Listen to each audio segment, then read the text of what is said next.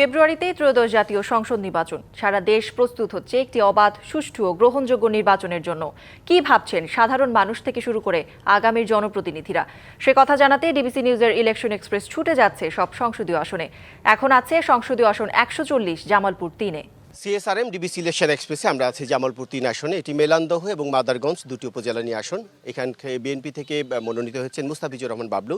উনি অফিসিয়াল কারণে উনি ঢাকাতে আছেন। ওনার সাথে ওনার বিকল্প হিসেবে আমরা আমাদের সাথে যুক্ত আছেন সাধারণ সম্পাদক মানে আপনার মঞ্জুরুল ইসলাম কবির মঞ্জু ভাই।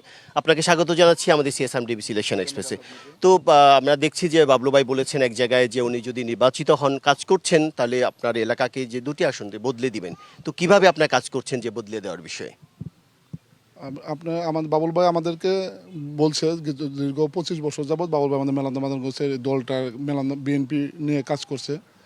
দীর্ঘ 17 বছর যাবৎ আমাদের যে ফ্যাসিস্টের ইয়েতে যে মোকাবেলা করা, আমাদের নেতাকর্মীদের মামলা হামলা থেকে শুরু করে মাঠ পর্যায়ে সকল নেতাকর্মীদের মামলাতে যে জেলখানায় যাওয়া, খোঁজখবর নেওয়া আমাদের বাবুল ভাই করে আসছে। এবং সে নিজেও আপনার 1 বছরের বেশি পাঁচবারে 1 বছরের বেশি গ্রেপ্তার হওয়ার পরে 5 বার গ্রেপ্তার হওয়ার 1 বছর বেশি যে হাজত খাটছে। আন্দোলনের মাধ্য দিয়ে সে রাজপথ থেকে বারবার গ্রেপ্তার হয়েছে। তার মধ্যে দিয়ে নেতাকর্মীদের সঙ্গে আমাদের আছে। আমাদের নেতাকর্মীদের তার কমিটমেন্ট হলো একটাই, যে সে তার ব্যক্তিগতভাবে তার কোনো মানে লোভ লালসা নেই। সে আপনার মেলান্দ মাদারগঞ্জের উন্নয়নের জন্যই কাজ করবে। এই কমিটমেন্ট প্রত্যেকটা মিটিংয়ে নেতাকর্মীদেরকে সে দিয়ে যাচ্ছে। আমরা শুনেছি এখানে একদম দলের জন্য নিবেদিত প্রাণ, দলের কাণ্ডার হিসাবে তাকে অভিহিত করা হয়। উনি জনপ্রিয় হয়ে উঠছেন, কিন্তু যেটি শুনছি যে উনি মনোনয়ন পেয়েছেন, তারপরেও কিছু আরও যারা মনোনয়ন প্রত্যাশী ছিলেন তারা পাননি, তারা একটা ক্ষোভের আগুনে জ্বলছেন। তাদের সবাইকে নিয়ে কাজ করার জন্য আপনারা কীভাবে কাজ করবেন, কী বলবেন তাদের উদ্দেশ্যে আপনি?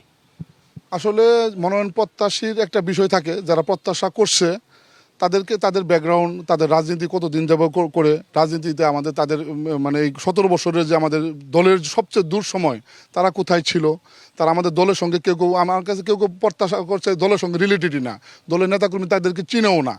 সে প্রত্যাশা করতে পারেন, প্রত্যাশা করলে তো আমাদের না, আমাদের যারা আমাদের বাবুল ভাইয়ের বাইরে এখানে প্রত্যাশা করার মতো বাবুল ভাইয়ের আশেপাশে আমি কাউকে আমাদের কাছে মনে হয় না। আমাদের দল, আমি উপজেলা বিএনপি সাধারণ সম্পাদক, আমাদের কাছে আমি মনে হয় না যে এরকম প্রত্যাশা আছে। তারপরেও চাচ্ছে, আমরা চেষ্টা করব।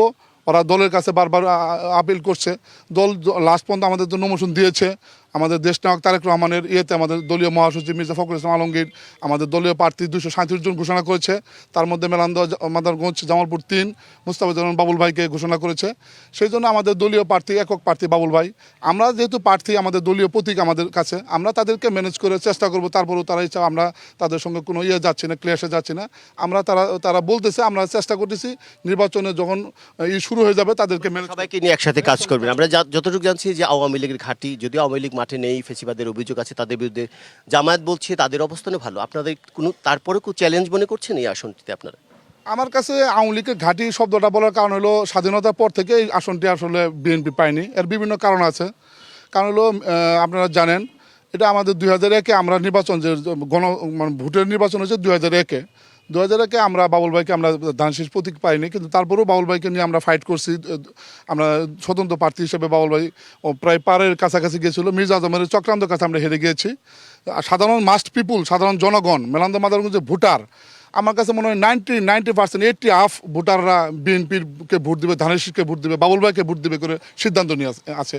সেই ক্ষেত্রে আমাদের কাছে এটা আওয়ামী লীগের, আমার মেলান্দতে জামালপুর জেলায় আমার কাছে মনে হয় যে মেলান্দ মাদারগঞ্জ সবচেয়ে ভালো জায়গা বিএনপির অবস্থান হিসেবে আমরা আছি। এটা মনে ভোটারদের আগ্রহ, ভোটারদের যে স্পিড, ভোটারদের যে আপনার যে স্বতঃস্ফূর্ততা, সেই জায়গায় আমরা অনেক ভালো অবস্থানে আছি। এবং আমাকে সাধারণ মানুষ ভোট দেওয়ার জন্য উদ্গ্রীব হয়ে আছে। আপনাকে ধন্যবাদ আমাদের সাথে সংযুক্ত হওয়ার জন্য।